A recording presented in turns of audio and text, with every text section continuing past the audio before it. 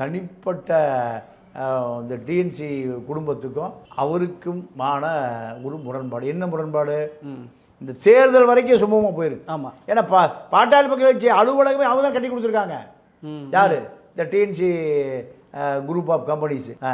வடிவேல் கவுண்டர் குடும்பம், சின்னசாமி கவுண்டரு, தருமபுரி முன்னாள் பெரியார் தொண்டர் செந்தில்குமாருடைய குடும்பம் 50,000 ஓட்டு அப்படியே உங்களுக்கு வாங்கி கொடுக்குறாங்க குடும்பம். அது இல்லை, அப்படி இருக்கிறவங்கள பகச்சிக்கணும் அப்படிங்கிறதுக்கான ஒரு தேவை என்னவா? ஏன் நீ பணம் கொடுக்கல? அடிமையாரு, என் பொண்டாடி ஜெயிக்க வை, ஓட்டு 2,000 கொடு. இதுதான் அரசியல். அன்புமணியினுடைய அரசியல் வரலாறு நீங்கள் கூடி சீக்கிரம் முடிஞ்சு போகும். ஏன்?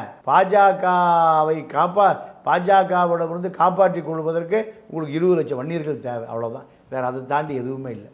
இது எவ்வளோ நாளைக்கு நிற்கும்? இப்போ உங்களுடைய ஆளு பூரா விஜய்க்கு போயிட்டான், ஓட்டு போட போயிட்டான். இப்போ தனிச்சு நின்னீங்கன்னா 2 லட்சம் கூட கூட இருக்க மாட்டோம். ஏன்? நீங்கள் 25 பேர் தியாகிகள் துப்பாக்கி சூடுபடி செத்து போயிருக்கான். 25 பேருடைய குடும்பத்துடைய முகவரி தெரியுமா? நான் அன்புமணி பார்த்து கேட்குறேன், உங்களுக்கு முகவரி தெரியுமா? 25 பேர் குடும்பத்துடைய முகவரி. அந்த குடும்பத்தில் எத்தனை பேர் அதிகாரியாக வந்திருக்காங்க சொல்லுங்கள். யாருக்கா போராடுறீங்க? ஊரை ஏமாத்துறக்கா? 25 பேர் துப்பாக்கி குண்டை வாங்கி செத்து போன தியாகிகளுக்கு திமுக மணிமண்டபம் கட்டுது. நீங்கள் ஏன் கட்டலை? உங்கள் குடும்பம் வாழ்றக்கா? சரஸ்வதி அம்மாள் சட்டக்கல்லூரி அங்கே தியாகியே இல்லையா? அன்புமணியை பொறுத்த வரைக்கும் இந்த கட்சியை அவங்க அப்பா காடு மேடு எல்லாம் அலைஞ்சு திரிஞ்சு ஒரு கட்சியை உருவாக்குனார். இன்னைக்கு இது கோடிகளை கொட்டுது. கார்ப்பரேட் நிறுவனங்களைப் போல கோடிகளை கொட்டுது. இந்த கோடிகளை யார் கொடுக்கலையோ அவங்க போய் பாஞ்சிடுவார், அவர்கள் மீது பாய்வார்.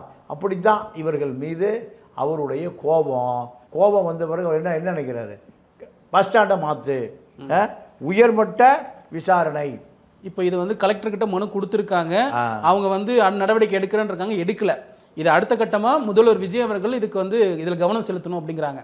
அப்படி அதுக்கும் அவங்க எதுவும் முடிவு எடுக்கல அப்படின்னா மிகப்பெரிய போராட்டத்தை அறிவிச்சிருக்காங்க. அப்போ அவர் போராட்டம் இல்லை, அவருடைய போராட்டத்தை அறிவிக்கும் போது என்ன நடக்கும்னா மக்கள் போராடுவார்கள். மக்களுக்கு அந்த பஸ் ஸ்டாண்டு வேணுமே வேண்டாம் மக்கள் முடிவு பண்ணுவாங்க. அப்போ மக்கள் இவர் போராடுகிற பொழுது இவருடைய போராட்டம் என்எல்சி எங்களுக்கு தெரியும். அங்கே யாரும் இவர் பின்னாடி போராடவே வரல. இப்போ மக்கள் நலன் இல்லாத ஒரு போராட்டம் தான் இருக்குமா அது? ஆமாம், அதாவது என்எல்சியில் அவர் போராடுறதுக்கு ஆள் எங்கேருந்து கூப்பிட்டு வர்றாரு? தருமபுரி, கிருஷ்ணகிரி இருந்து கடலூர்லேருந்து கூப்பிட்டு வர்றாரு. இதுதான் அவருடைய போராட்டம். ஆக